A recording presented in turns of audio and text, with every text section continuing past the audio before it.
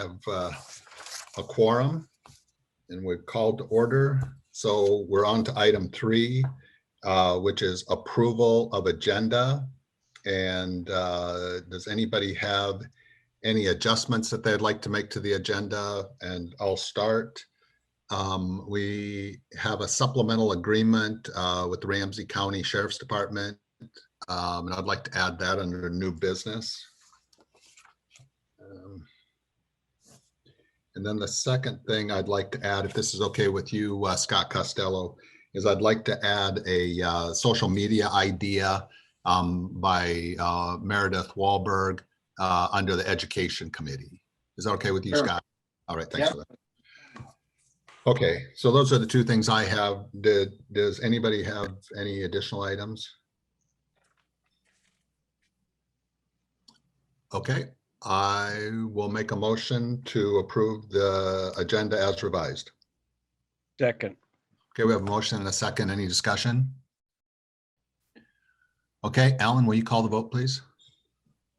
I will, Mr. Chair, and just for everyone's edification, and so there's no sneaking up on anyone, the order that I've got indicated is Brian, Mike, Mark, when he arrives, Scott Costello, Cam, Meredith, and Scott O'Connor. So that'll be how I'll call these out from here on in. So with that said, Mr. Chair.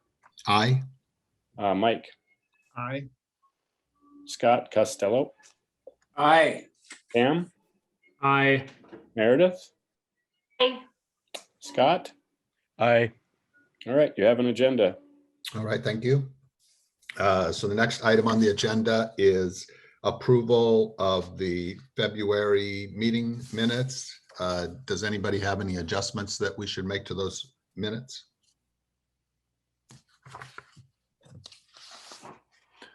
Okay, seeing no one, I will make a motion to approve the February meeting minutes.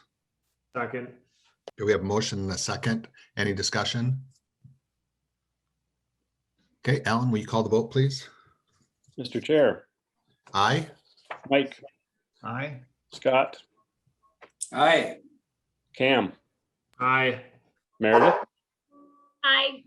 Scott. Aye. You have minutes. Okay, approved minutes, thank you. The next item on the agenda is a public comment time. Excuse me. 15-minute period we reserve for items that aren't on the agenda. Is anybody in attendance tonight that would like to take advantage of that public comment time? Brian, there's only a couple of folks that have actually joined, most of whom were at the LUC, and assuming that they're here for their applications, the only person I can think of who might want to say anything would be Mr. Igo, whose matter is going to be not heard by the board, but he's the only one I can think of that might have something to say. He's muted, but no one else appears to be waiting in the queue. Okay, well, Pat, if you have anything to say, now's the time. Okay, we will move on to new business. The first item are committee assignments, and just for everybody, just as a reminder to everyone, we typically make committee assignments at our March meeting. I think I've talked with almost everybody. Sorry, Mike. I don't think I caught you.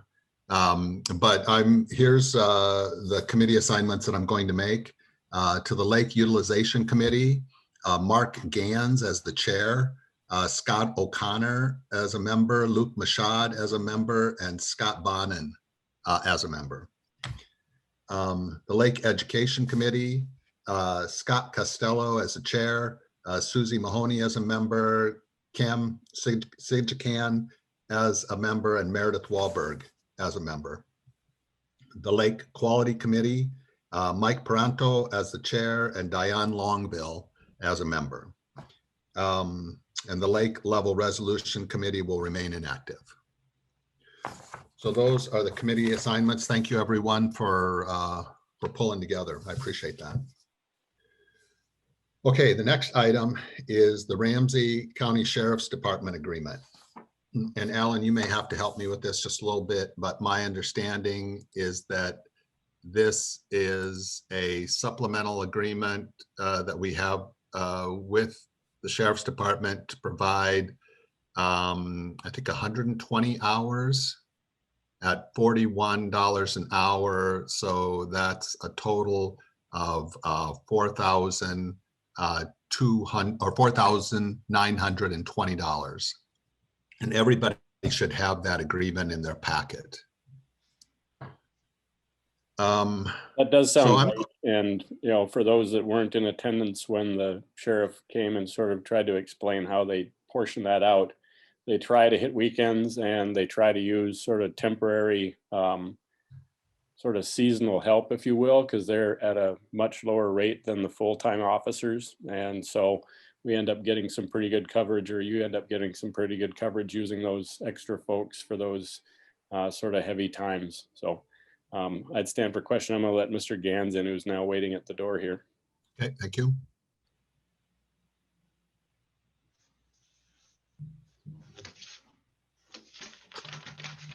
Okay.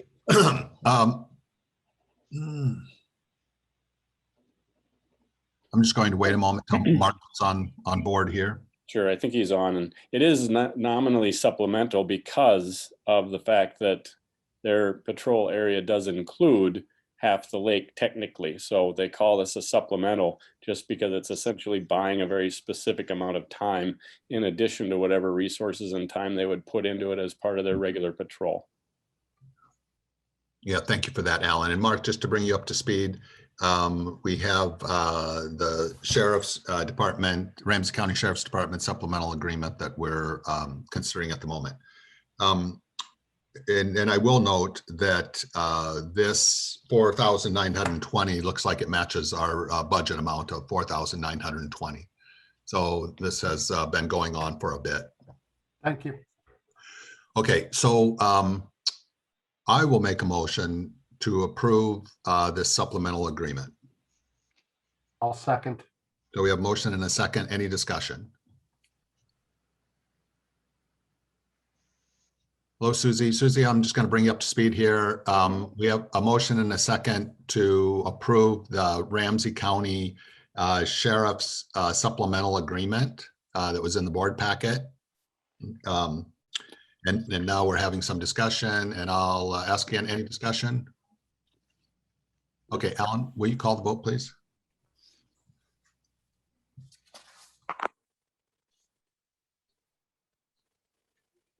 All right, I'm trying to send some instructions to Diane, who apparently can't figure out which meeting to join here. Anyway, for this vote, Brian, Aye.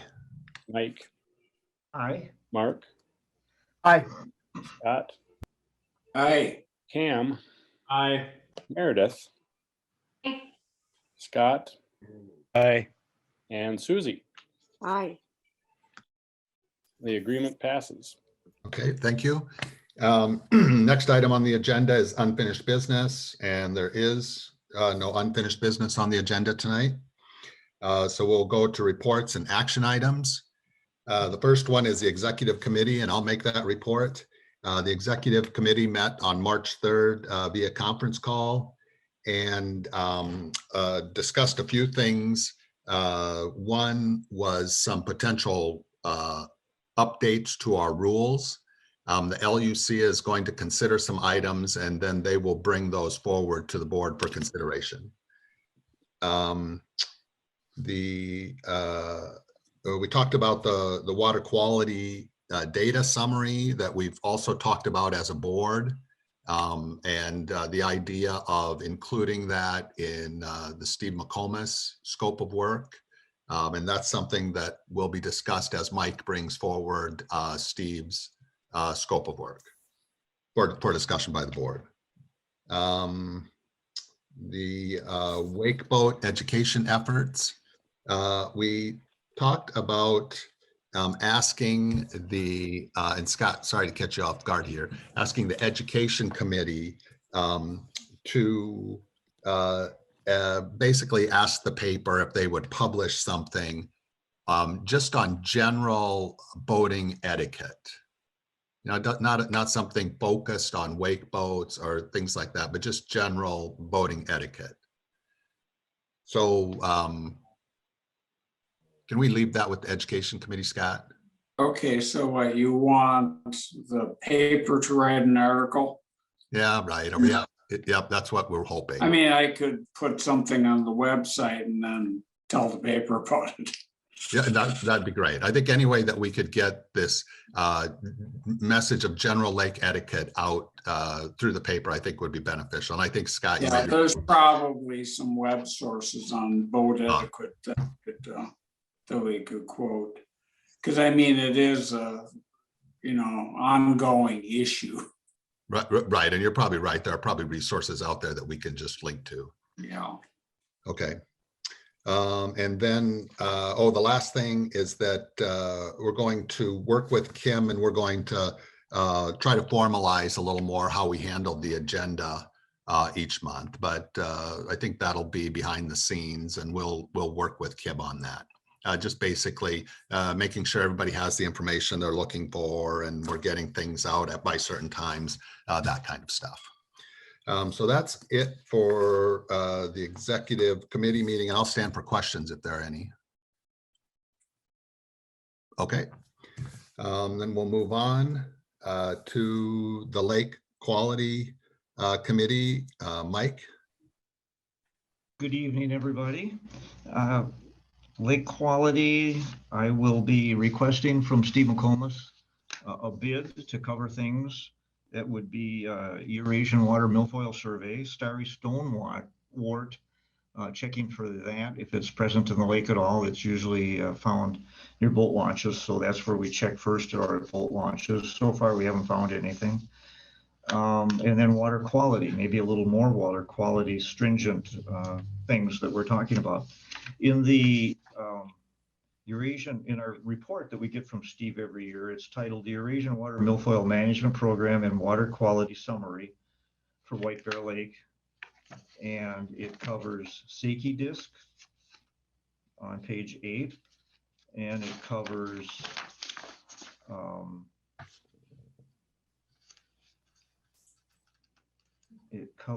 weed growth on page 4 of the second section, the added section, and it covers water quality as far as total phosphorus and total chlorophyll on the final page, on the back page. So these are things that Ramsey County tests the lake for, and then they give the sampling to Rice Creek Watershed where they're analyzed, and Rice Creek Watershed publishes it and it's on their website. But they're only current to 2017, and I'm sure that there should be more current reports. So I would ask Steve in the bid that we get more current reports. The one that he can own, the most current he can supply for us for 2020 is from 2005 until 2016. So I'd have to think there's quite a gap there that we would want to be more up to date. As far as water quality testing. If there's additional things we want to test for, let me know. Or if there's anything you want me to put on the bid to request Steve to do, let me know now if you have any ideas. Yeah, thank you for that, Mike. And if it's okay, let's just have some discussion about that. What I would like to propose we include, and I think we'll just treat this as discussion, and then we can make a motion as necessary at some point. But there's a lot of historic data for White Bear Lake. And like, as Mike mentioned, Ramsey County has some of that, has gathered some of that, and Rice Creek Watershed District has probably gathered some of that. I know the MPCA has gathered data on White Bear Lake. It's possible that the DNR or maybe the Department of Health have gathered data on White Bear Lake. And what I think would be valuable to the board is to have somebody, Steve, include in Steve's scope that he would go back and gather up historical information, let's say 50 years, and then put that into a format, a spreadsheet format, so that we could look at that historical information and trend it, see how things have gone or are going in regards to the data. And then the other thing I think this would provide for the board is it would show us if there are any holes in the data. Maybe as an example, well, back then they were monitoring for this and then they stopped monitoring for this. Well, should we be monitoring for that? And we can have that discussion as a board. But I think until we see what information is all out there, because the parameters that Mike mentioned, those are very common, or let's say standard lake health, lake quality parameters. And that data is definitely out there, but maybe there's other data that would be interesting to the board that's available, but just hasn't been accumulated, let's say. So what I would like to add to the scope of work for Steve is just something like that. And I can, depending on how we want to handle this, I could, if the board decides this is a good idea, then I could work with Mike to get the text together. But generally, the scope item would be gather historical lake quality information from available resources and summarize that data in a spreadsheet format, Excel spreadsheet format, something like that. Okay, so now I've talked a bunch. What does everybody think about that?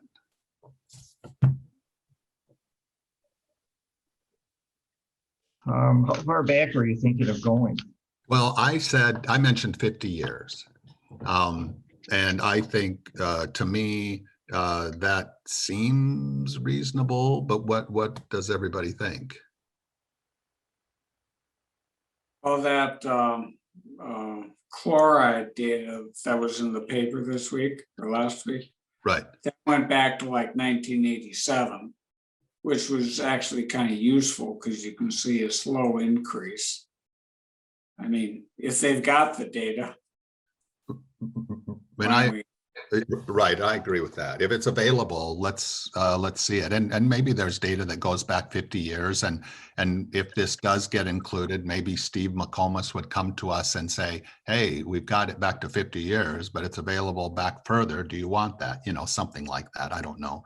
But I think 50 years would be a good database for us to have. Yeah. You'd certainly be able to see trends over 50 years. Right. In a shorter time period, you might not be able to see any trends that have developed in any way. Right. Okay, anybody else have any thoughts on that item? So what things would you want to go back 50 years to look at? And I would leave it open, Mike. I would ask him to gather whatever data is available out there. Okay. All right. And so how are you going to handle this, Mike? Are you going to make a motion to approve this, sending this scope out? Is that how we would typically do that? Or how would that work? Well, usually we approve the bid when it comes in. Okay, got it. So then I would like to make a motion to add this scope item to the work that we're requesting from Steve McComas. And additionally, I would like that broken out as a separate line item on his proposal. Can I make a quick comment? Yes.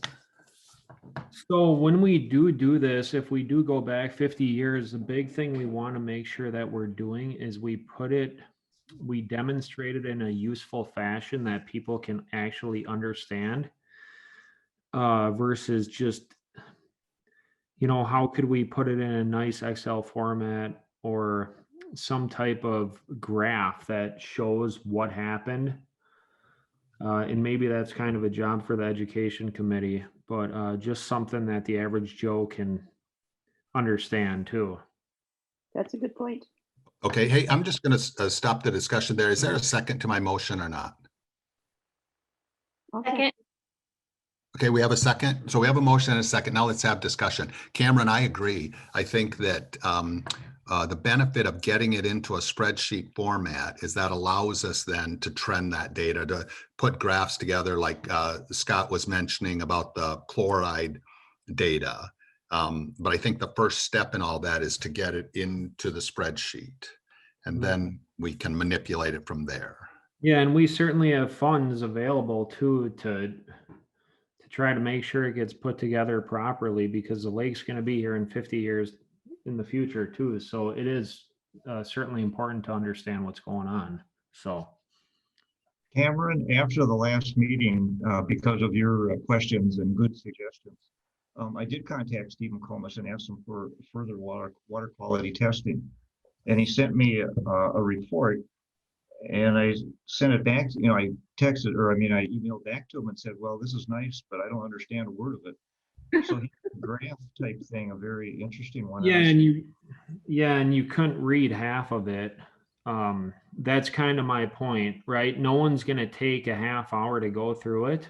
Mhm.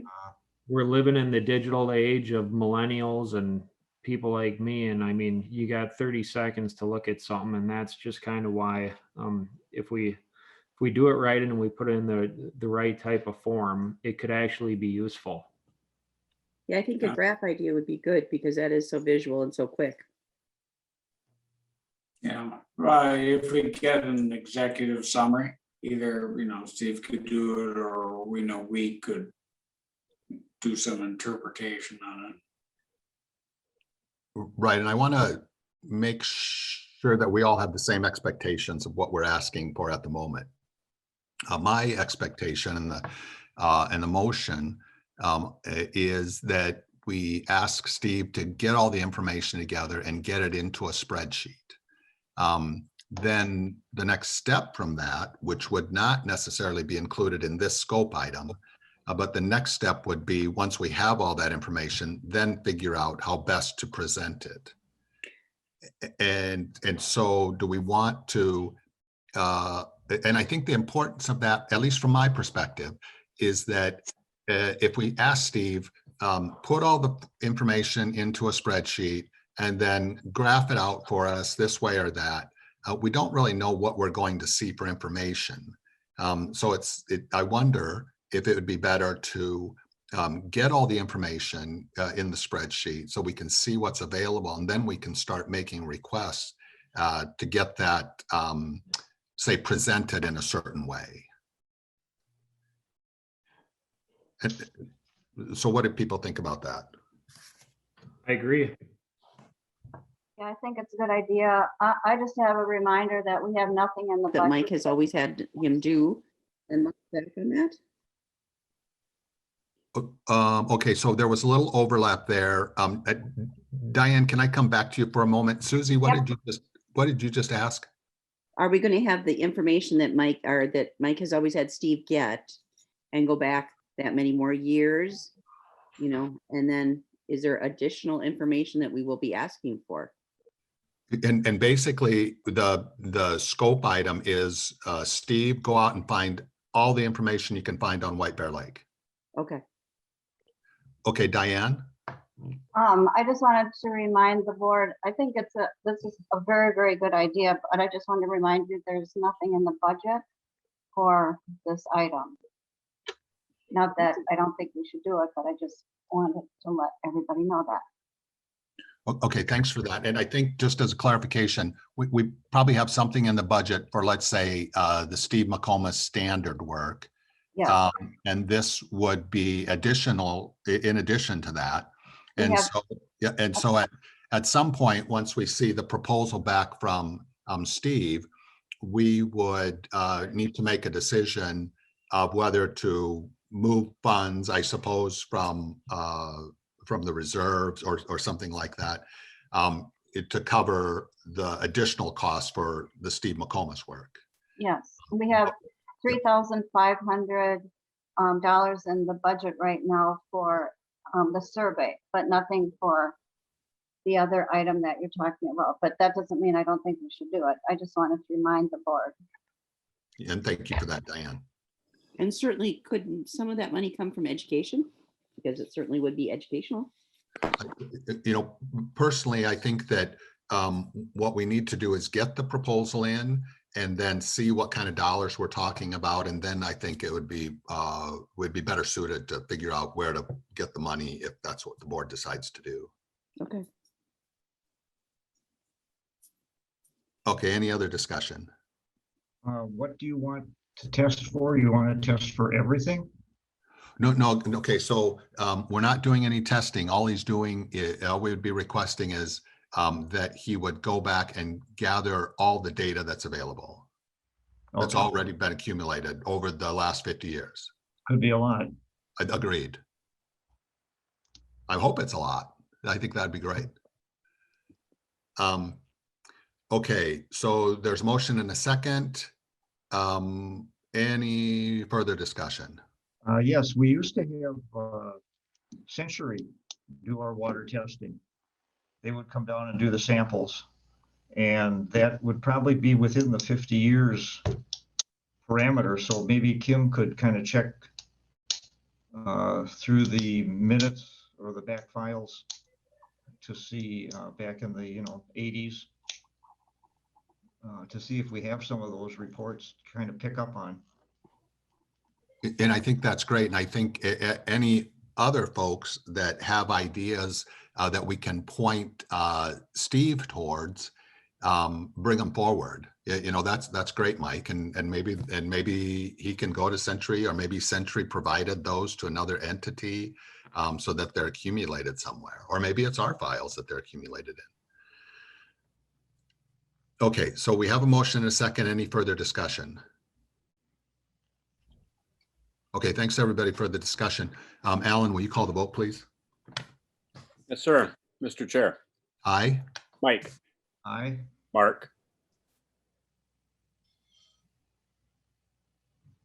Aye. I, Pam, Aye. Meredith. Aye. Scott, Aye. Susie. Aye. All right. I think that gives Mike the ability to go out and get the RFP from Steve. Okay. That sounds great. And okay, Mike, sorry to hijack that a little bit. Anything else from you? Yes, since the last meeting, the DNR offered grants for treatment of invasive species, and I applied for a grant for treatment of Eurasian water milfoil and received $4,500 to be paid after we pay our bill, then they will reimburse us. Super. Nice. So there's $4,500. Thank Way you. to Like go, that, Mike. Diane. Nice. Yeah. And I'll just remind the board that Mike put me in charge of that last year and I failed. So thank you, Mike, for being successful for the board. Gotta do it myself. That's right. Thank you for doing it, Mike. Okay, any other items, Mike? Oh, that's it. Okay, any questions for Mike? All right, thank you, Mike. The next item on the agenda is the Lake Utilization Committee. Mark?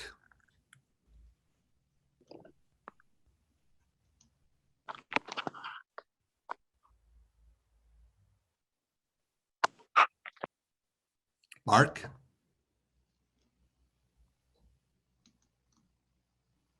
What's that? We're on the Anybody else have? the Lake Utilization Committee report. Yeah, I'm just pulling that up. Sorry. No, that's right. So it went really quick. I'll go down the list. The first one on the application is the VFW dock. And no change from last year, and the committee moved to approve, and I so move. I'm going to second that. And then just for discussion, I think Mark was the only member of the committee present. Yep. And so, these didn't get, let's say, the normal vetting of the LUC, but as I think Mark's going to point out along the way, most of these are the same as before. Okay, so that's a motion and a second to approve. Any discussion? Alan, will you call the vote, please? Yes, sir. Mr. Chair, Aye. Mike, Aye. Mark, Aye. Scott, Hey, Cam, Aye. Meredith. Meredith is staring at me. Aye. There you go. And Susie. Aye. All right, all approve. Next on the agenda, Alicia Heights, same thing, no change from last year. And I'm going to move to approve. I'll second. Oh, yeah, thank you. So we have a motion and a second. Any discussion? Alan, will you call the vote, please? Same order, Brian, Aye. Mike, Aye. Mark, Aye. Scott, aye, Cam, Aye. Meredith.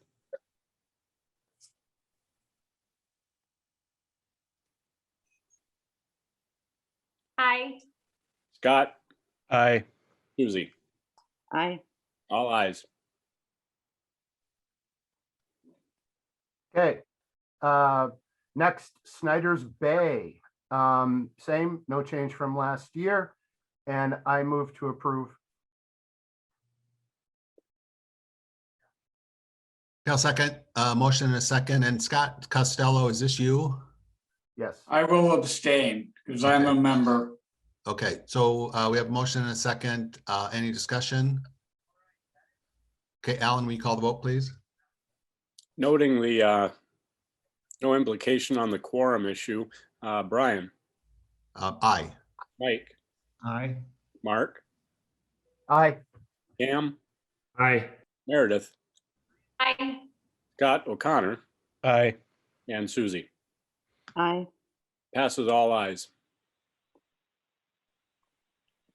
Okay, next one is Wildwood Beach. Those are the condos in Matamidi. Same as last year. And I move to approve with a caveat that their insurance rolls over in March. So they just have to send us their new insurance ticket. I move to approve. I'll second. We have a motion and a second to approve contingent on receiving the updated insurance certificate. Is there any discussion? Alan, will you call the vote, please? Yes, sir, Mr. Chair. Aye. Mike, Aye. Mark, Aye. Scott, Aye, Costello, there you go. Cam, Aye. Meredith, Scott, Aye. and Susie. Aye. All ayes.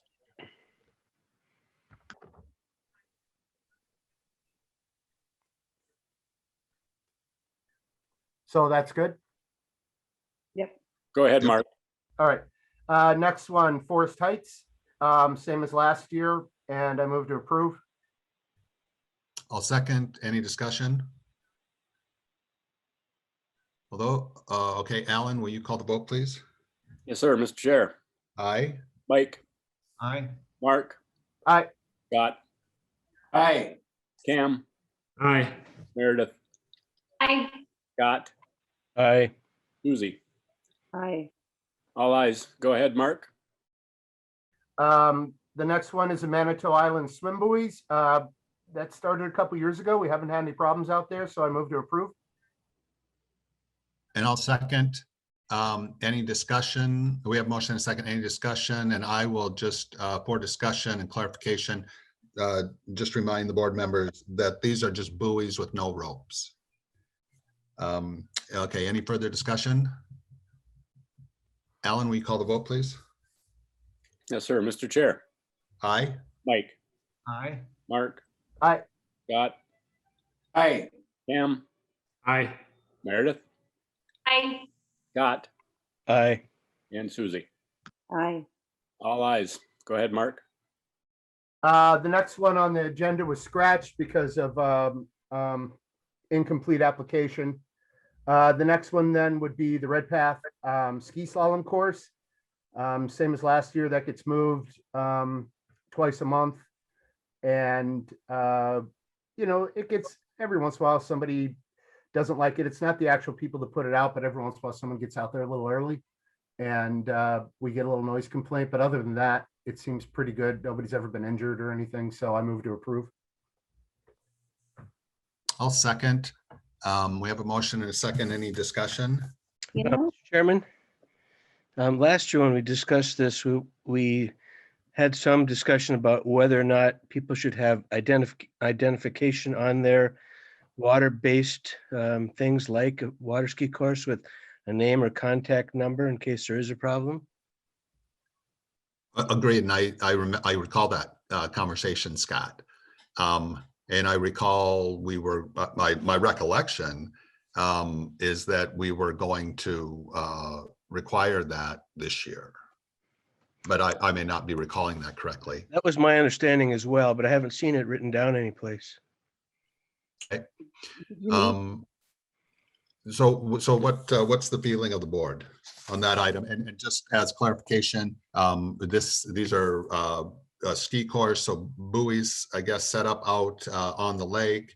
And the discussion from last year was if somebody is having an issue and they want to, I guess, file a complaint, should they be able to go to the buoy and find out, hey, whose buoy this is? Yeah. In the past, they've called us. It's our licensed, we license it. And John's been really good if we ever get a complaint about answering it right away and taking care of it. So we just kind of move it on to him. If you want to have him take a Sharpie and put his phone number on there, I guess, I don't know what you would do. Or which buoy you're going to put it on, or how to delineate the one that has the information on it. But so far it's been pretty, I mean, we don't get a lot of problems with it. And when they do, they call the conservation district and we pass it on and we work it out. isn't this the one that usually they propose to move it twice a month, but it frequently doesn't get moved, and we've got people complaining that it's been in the same spot for 4 weeks or 5 weeks or something such as that? I would think having a number, the phone number, as Scott had mentioned, on there would be a really good idea. People claim that, but it's never happened where it's been there for 4 or 5 weeks. Well, I'm one of the people that this impacts directly, and I'm the person that brought it up because it is a concern. And usually it stays there until someone calls the conservation district, then it gets moved. Yep. But my concern is not everybody who uses the lake or lives on the lake understands that the conservation district is the oversight licensing bureau for this type of course, and so they don't know who to call. So that's why maybe they don't get calls. So maybe the White Bear Lake Conservation District should be the phone number on the buoy. And can I ask probably an ignorant question? Sorry. Are these buoys such that a person could use a Sharpie and put a phone number on there that would reliably stay there? Or is that not reasonable? That could be easily done.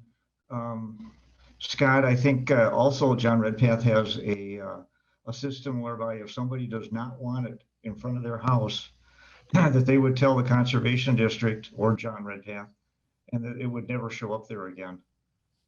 Because there are a few sites around the lake where people just say, I don't want it ever in front of my house for whatever reason. And so the course is not placed there. Well, Mike, and I know that you're an avid water skier. This is the first I've ever heard of that proposal, even if it's been in effect. And I don't honestly think it's Mr. Redpath that causes the problems here. It's that every person with a loud jet ski or people that are not a member of his water skiing club, everybody can use that course. And quite frequently, it's early in the morning, lots of loud motors going all the time at 7 a.m. on a weekend when people might want to sleep in a bit. I just think that there's not been enough attention to detail, but I'm not trying to blame Mr. Redpath. I know he's been very responsive, but I don't think people who are not in the group understand how much that gets used other than this water ski group of 4 or 5 boats that's out there at 7 in the morning. We think that and again, I'm a little ignorant. If we would just put a phone number on the buoys, and personally, I don't care if it's the Conservation District Board's phone number or John Redpath's phone number, personally.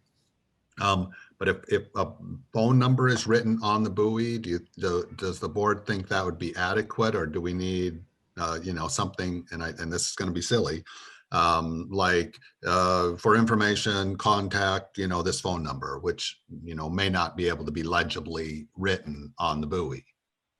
I think that would be a good start. The state of Minnesota has a precedent here that anybody that is an ice fisherman and leaves their ice fishing house on the lake overnight has to have name, phone number, contact visibly on that ice house.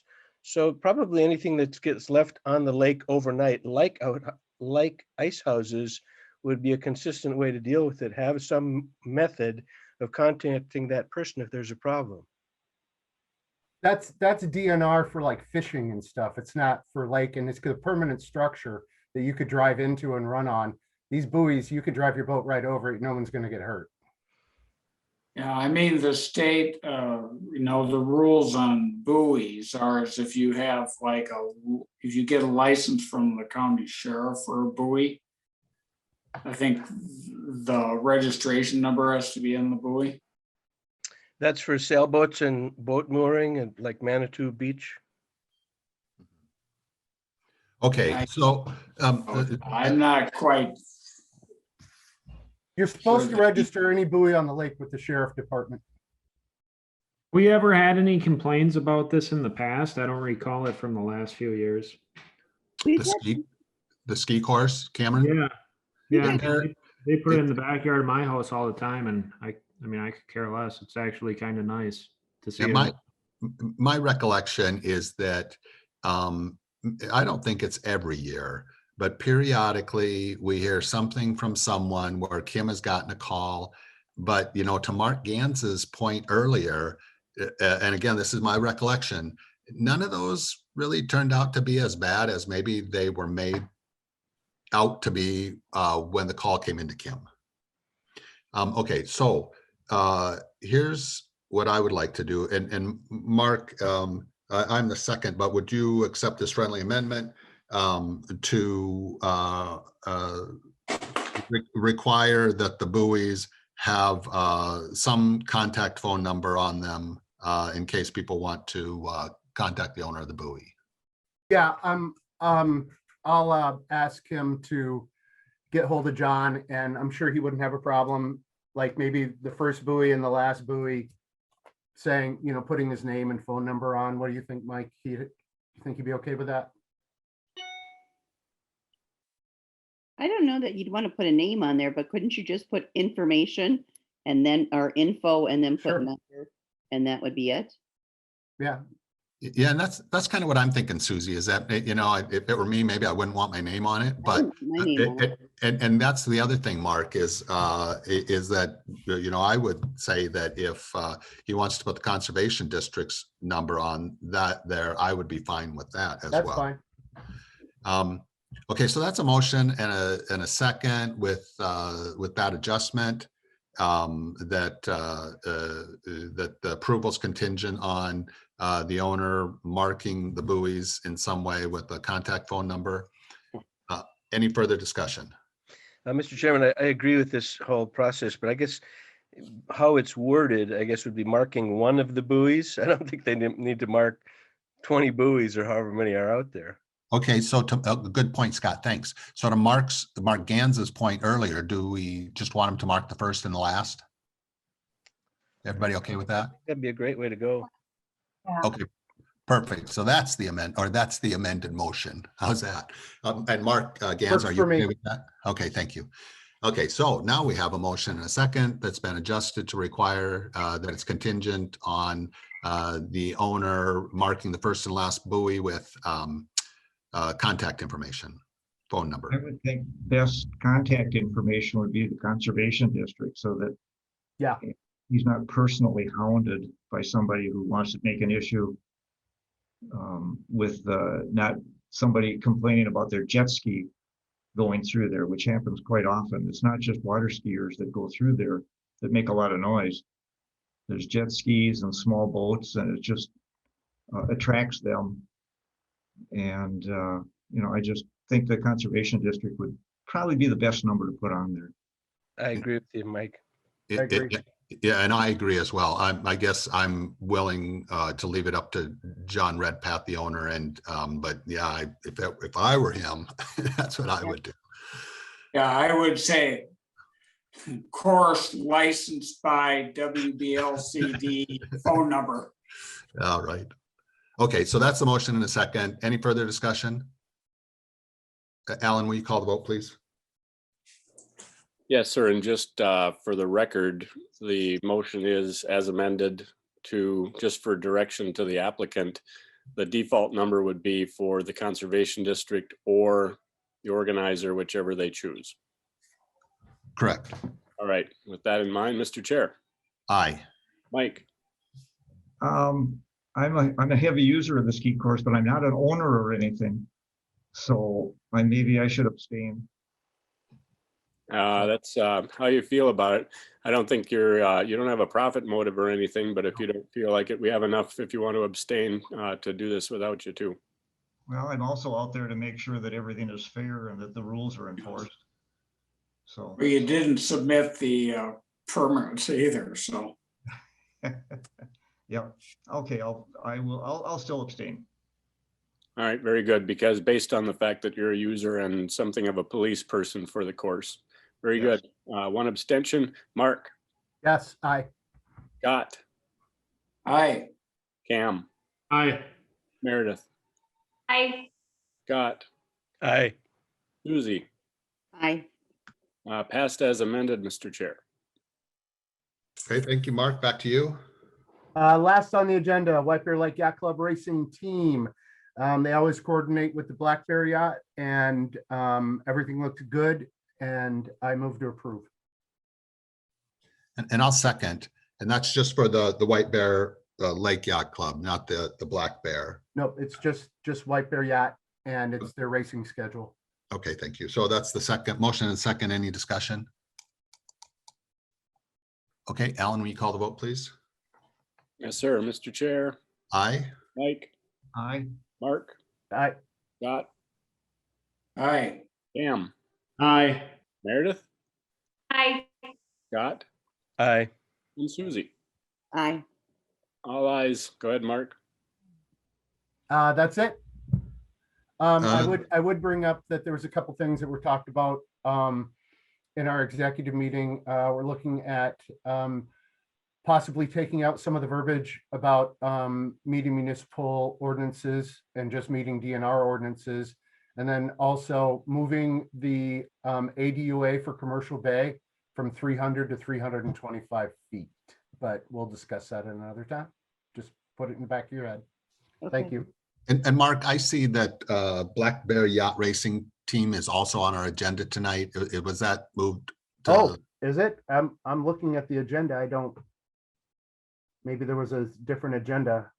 Hold on, let me look. I've got like a ton of emails here, sorry. Yeah, very last one. Snyder Bay discussion. Viper Lake. Board packet.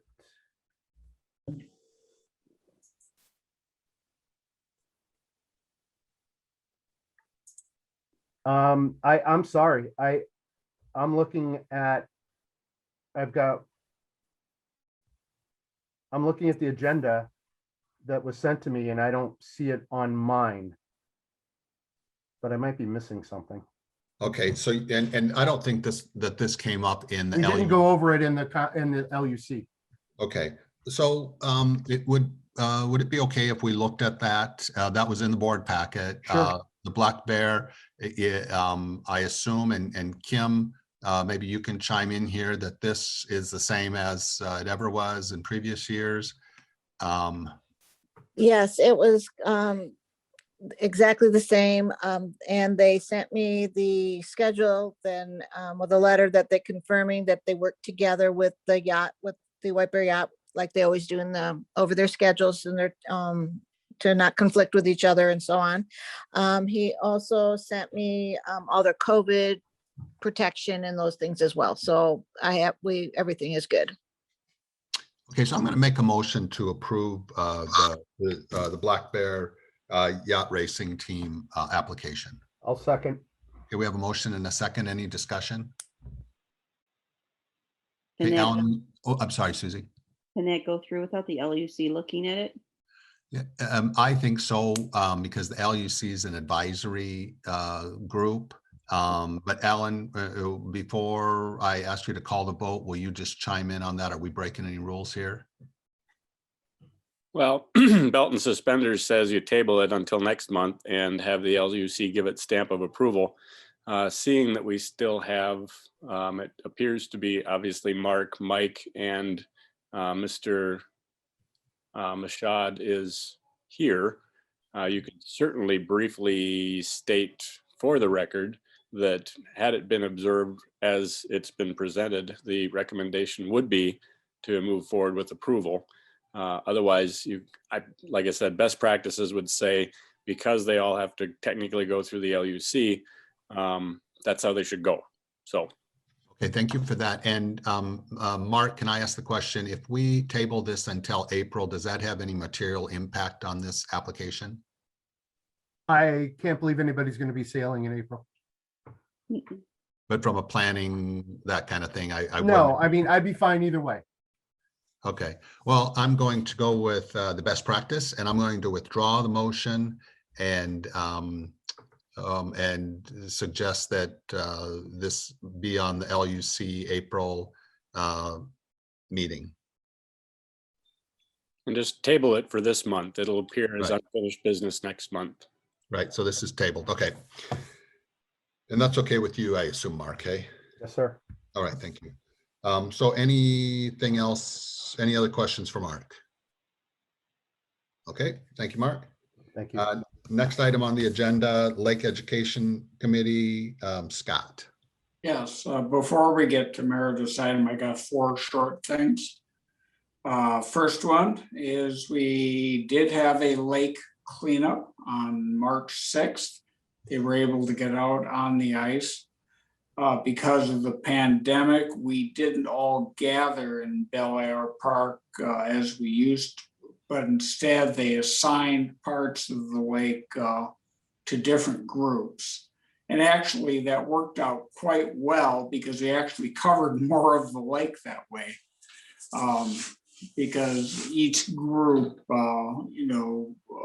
went to the closest access point to the part of the lake they reserved. So they actually got better coverage of the lake. So I guess the question is, how do you want to do it next year? Talking to the Boy Scout leader, he said that it was actually a whole lot more work organizing this year because he had to keep track of all these different groups that were out cleaning and then get a report back from them and put them all together. But he's thinking maybe there's some sort of online sign up, and I suggested that, well, you could do that, but then we could have a celebration at a park afterwards. So they could still, get their pizza or whatever it is we choose to feed them. So I guess anyway, it was quite successful. And we put their report on our website. So you can read how they did that. Number 2, last month we had a real good discussion about chloride pollution in the lake. We didn't really take any action. And then the White Bear Press, not having any solid things from our meeting, Deborah Nukins went out and interviewed someone from the RW, the Rice Creek Watershed District, and the City of White Bear Lake environmental person, and wrote what I thought was an excellent article. So it's actually better publicity than we could have come up with on our own. Because there's a lot of issues. I mean, there's not only the salting on the streets that they need to manage, but also putting too much salt, on your driveway or your sidewalks can be hazardous. It was pointed out in that article that like 1 teaspoon of salt can like permanently pollute 5 gallons of water. And you can't go backwards with that. We don't have desalination going on in the lake. So it was actually a very good outcome from that discussion we had last time. Number three, as you recall, we did help fund that study on wakes at the University of Minnesota, St. Anthony Falls Laboratory is conducting. And I passed around an email from the Minnesota Lakes and Rivers Associates. And they say in that email that the water sports industry is trying to push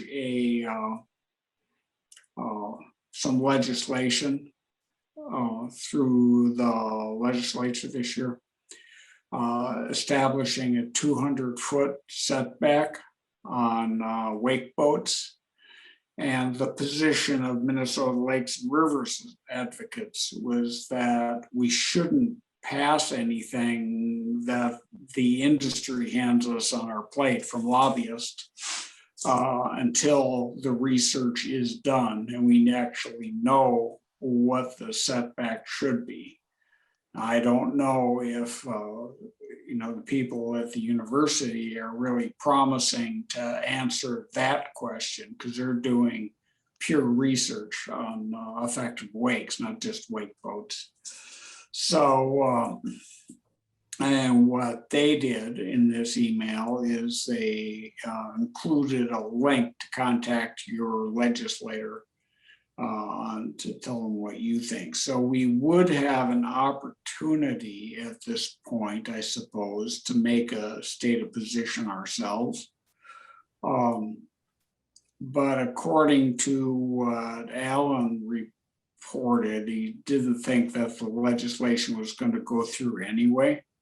So maybe it's a moot point. So I don't think I'll make a motion to make a public position. I don't quite know what that would be. I suppose, if we did, we could write letters to our legislators, under board stationery. Maybe I'll just toss that out there. Does anyone think we should do that? Well, we don't have the statistics yet from the university, correct? Yeah, we do not have any data from them. Don't you think we should wait until we get that data? That's the position of Minnesota Lakes and Rivers Associates. He says, well, why 200? Nobody knows. That's their argument. And I think they're suspicious that, well, it's an industry lobby association. Yeah. And they may have some objections to a group like that writing legislation. I guess I'm not as distrustful of the fact that it's coming from the lobbyist as I am for paying for this to be done through the university, or we've contributed to that service, and it makes sense to wait for what they come up with. And I would agree with that personally, that the board, in my opinion, we just don't have adequate information to take a position, is my opinion. And getting some information from the research that's being conducted, I think that'll help us inform our decision, and additional information is going to come out. Yeah, I guess the only question is this point, if we want to write a letter to our legislators saying that we should hold off. Okay, that's an interesting question. What does the board think? I'm not making a motion to that point. I want to see if anybody thinks that it's a good idea. And Mr. Chair, since my name was invoked, I thought I'd chime in here and suggest that I'm not positive that the legislature won't take this up and take action. But of course, government's divided even in Minnesota. And moreover, legislators usually like to have information as well. And so with a semi-publicly sponsored investigation of this issue going forward, while it's nice to have industry trying to self-police and suggesting legislation, I don't think any legislator in their right mind would move forward before that study is complete and at least an executive summary is released. So obviously it'd be premature for us to take a position since we're technically part of it. So at this point, nothing needs to be done. You know, that's the sense I'm getting. If anybody feels strongly otherwise, please chime in. Okay, it's back to you, Scott Costello. Okay, one more before we get to Meredith. I was asked earlier in this meeting if we could do some publicity on boating etiquette.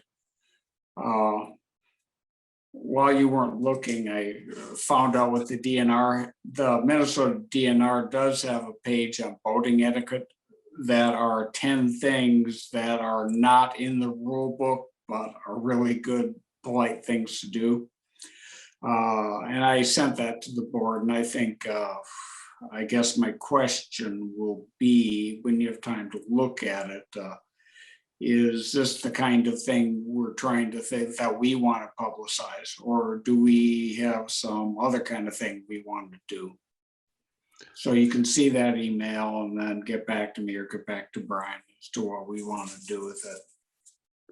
Is there, Okay, Scott, is there a noise reference there in the DNR thing that you looked at?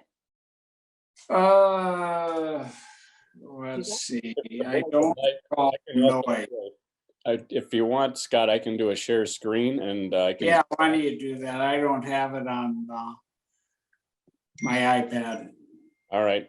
Well, talk to Phil Time for a minute while I queue it up.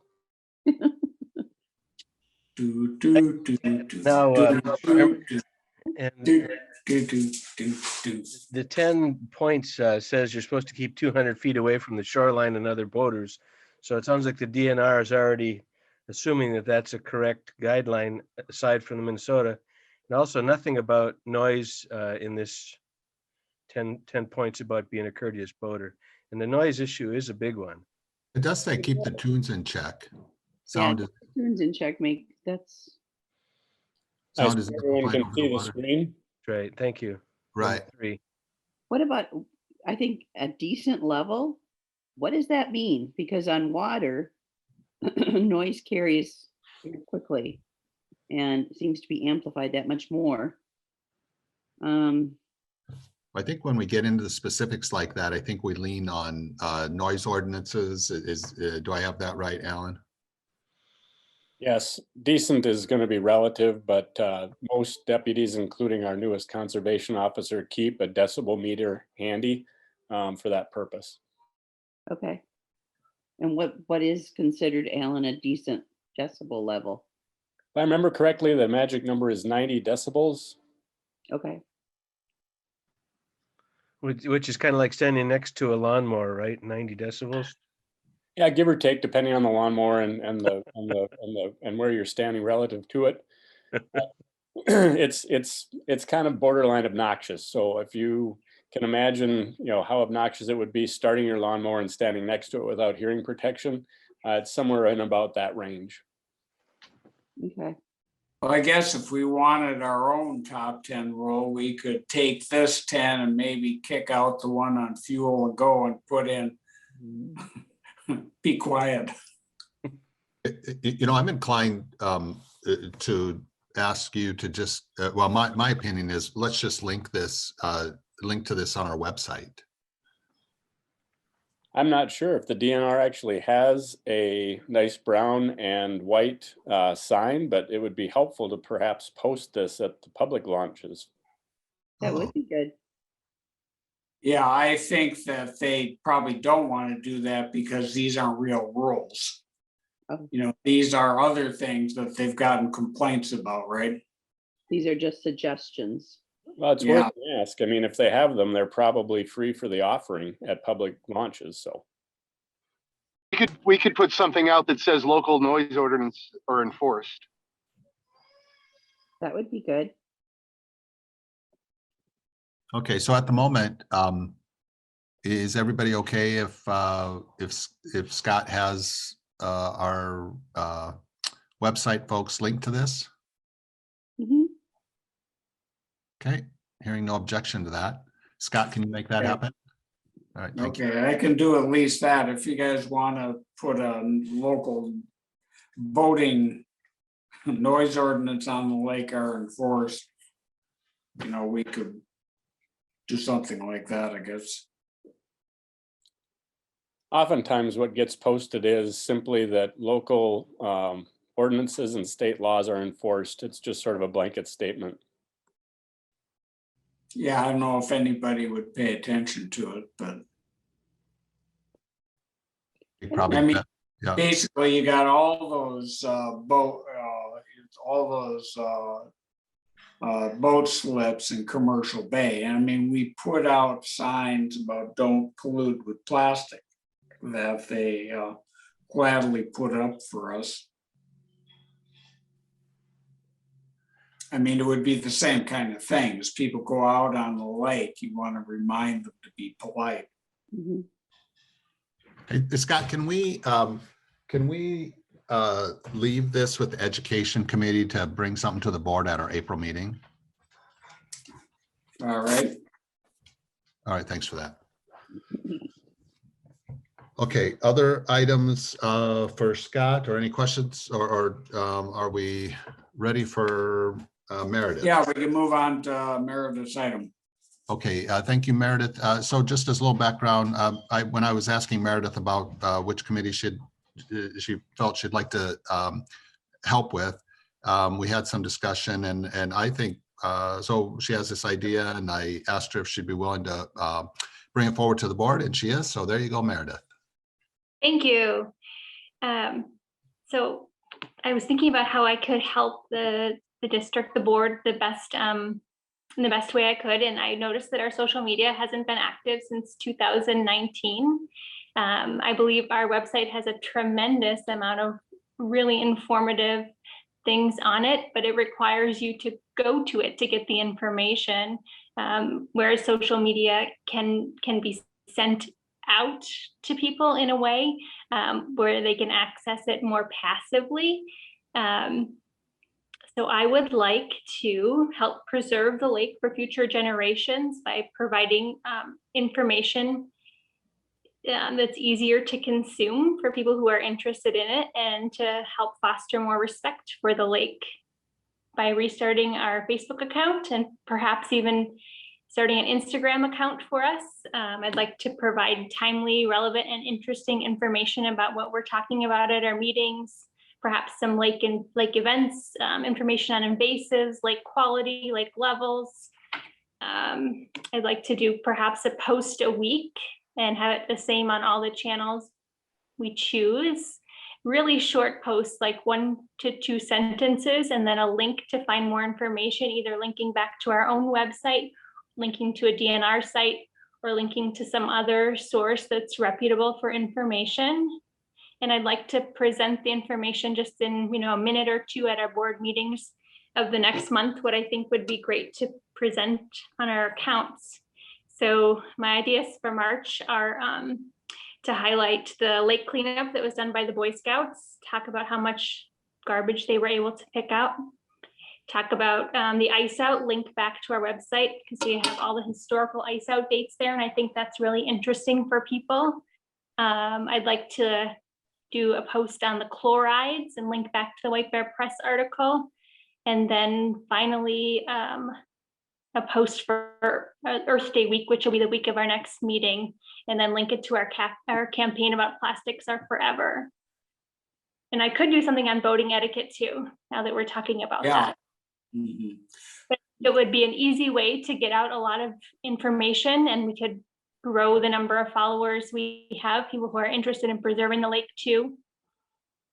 Yeah, I think those are all really great ideas, and it's just that we haven't, had somebody like you, has volunteered to do that. We do, like several years ago, and Kim and Brian can dig this up. We do have a social media policy.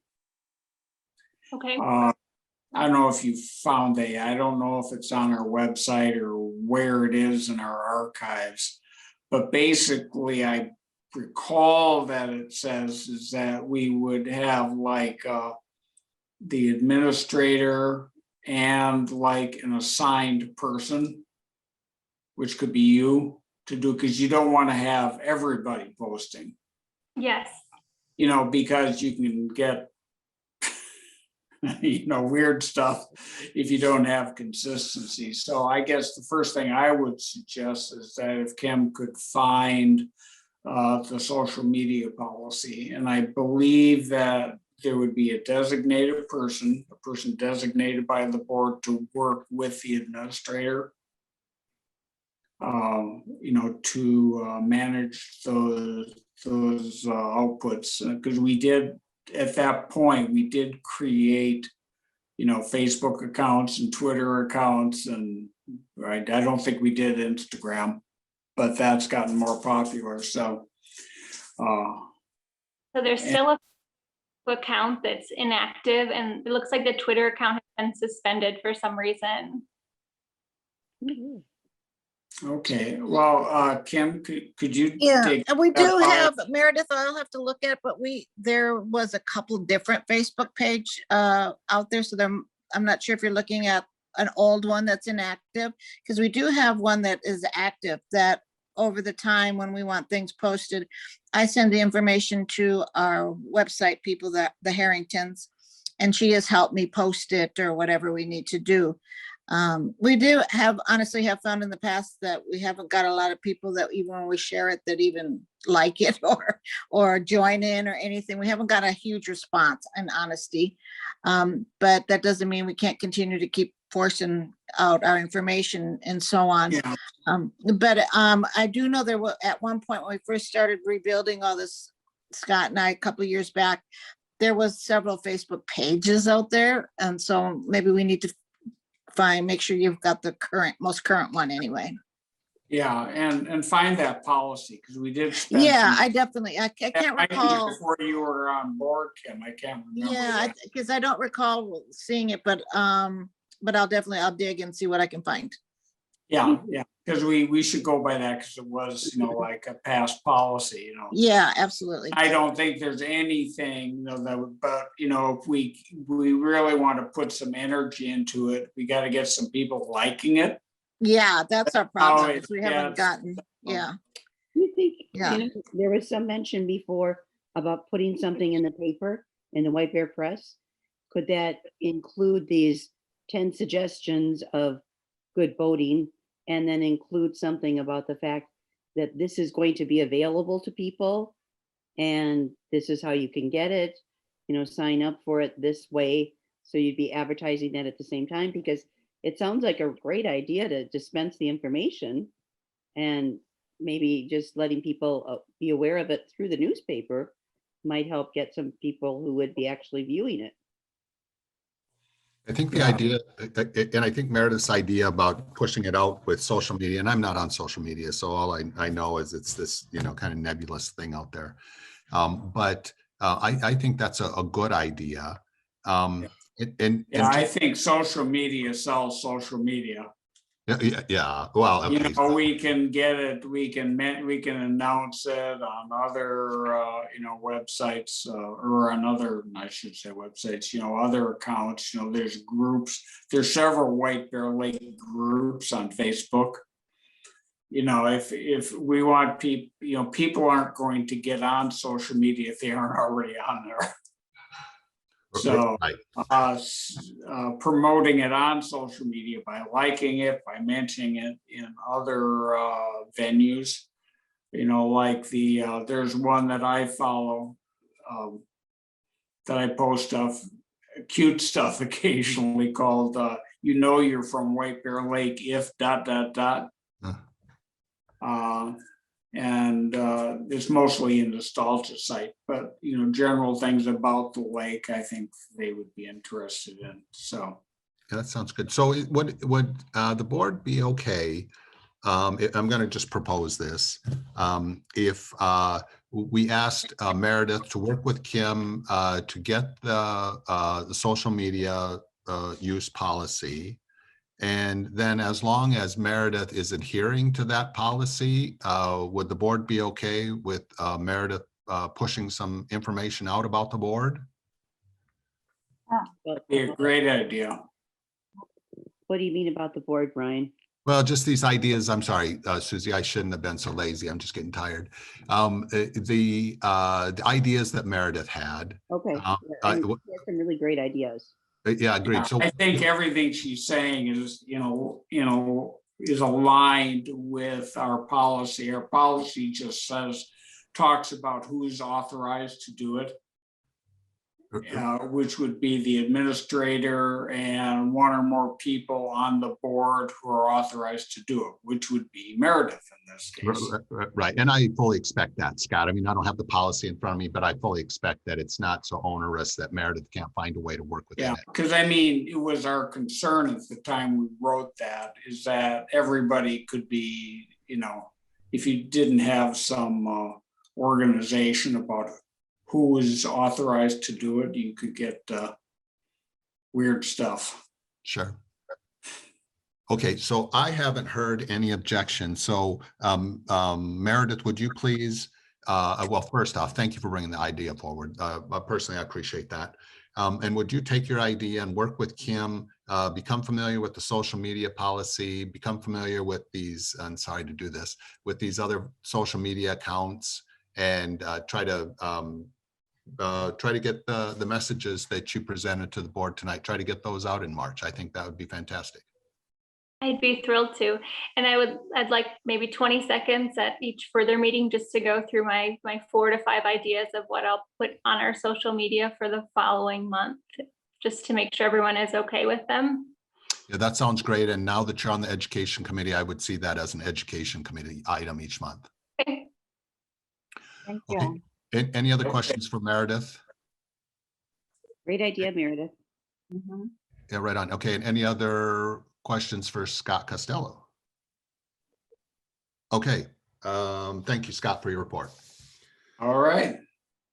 Next item on the A agenda. lot of meeting education this month. Yeah, I know, it's good. The next item is treasurer's report. Diane? Thank you, Mr. Chair. Treasurer's report for March 2021. We didn't have any income come in and just a couple of checks, so I would like to make motion to approve checks 4687 through 4689. Second. We have a motion and a second to approve these checks. Any discussion? Okay, Alan, will you call the vote, please? Yes, sir. Mr. Chair. Aye. Mike, Aye. Mark. Aye. Scott, Hi. Pam, Aye. Meredith.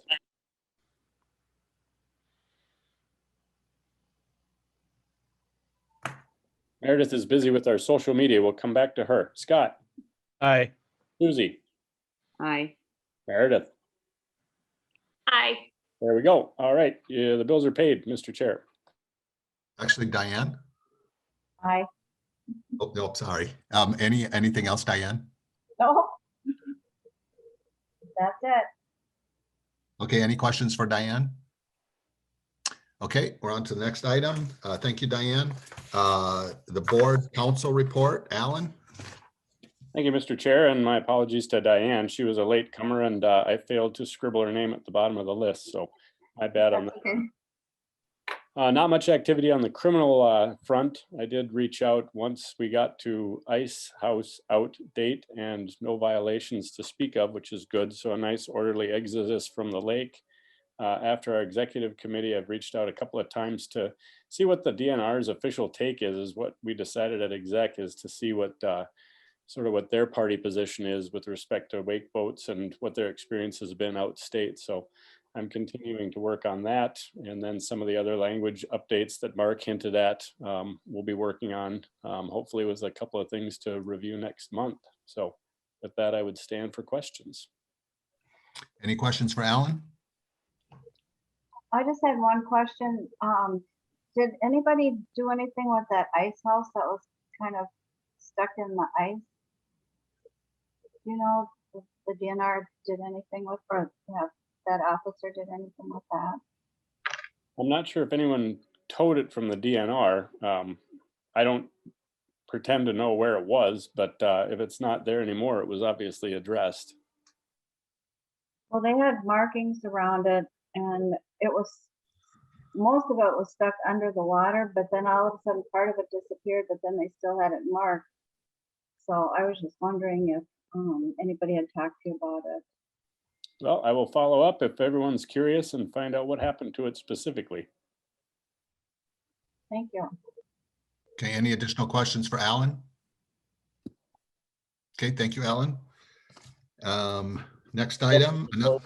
By the Okay. way, this is all being recorded, so if anyone wants to see themselves, tune into the Cable Commission. This will be going to them after we're done. Okay, that's good. Next item on the agenda, announcements. Kim? I don't have anything new to report. Okay, thank you, Kim. And we're on to adjournment. I will make a motion to adjourn. Second. We have a motion and a second to adjourn. Is there any discussion? Alan, will you call the vote, please? Yes, sir. In honor of skipping Diane, she's going to go first. Diane, Aye. Brian, Aye. Mike, Aye. Mark, Aye. Scott, Aye. Pam, Aye. Meredith, Hey. Scott, Aye. and Susie. Aye. Y'all are adjourned. We'll see you next month. Okay, thank you. And thank you, everybody, for coming out tonight. We'll see you again. Okey doke. Brian. So.